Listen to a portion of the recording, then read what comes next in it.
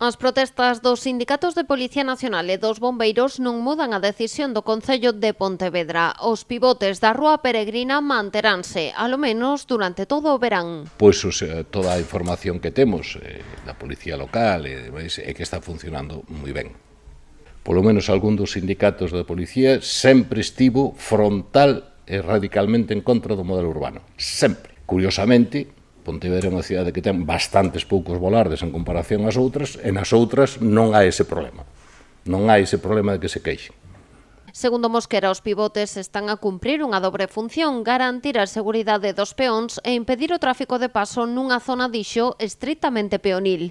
O edil cifrou entre os 300 e os 500 vehículos diarios os que atravesaban esta rúa e desbotou o informe técnico elaborado pola Policía Nacional sobre o impacto destes elementos no seu labor. Creo que a Policía Nacional non lle gustaría nada que a Policía Local ou Mobilidade lle explicara como ten que facer o seu traballo. Os nosos funcionarios son tan dignos como eles e non lles gusta nada.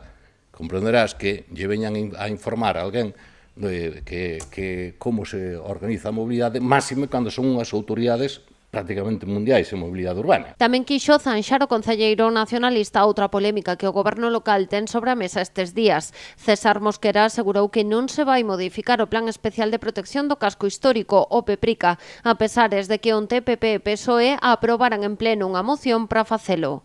É simplemente un posicionamento. Está claro que o PP e o PSOE están a favor de levantar a restricción para a hostelería nocturna e este goberno non está. Punto. É un posicionamento. Se consecuencia, digamos, non ten máis que iso, máis que o posicionamento, porque xa foi redactada e foi aprobada así. Por lo tanto, eu quero facer, transmitir que a xente que estaba preocupada por iso, pois que, mentre este goberno, que non se preocupe. Mosquera insistiu en que un cambio nesta normativa sería inviable e suporía, dixo, un retroceso enorme no casco histórico pontevedrés.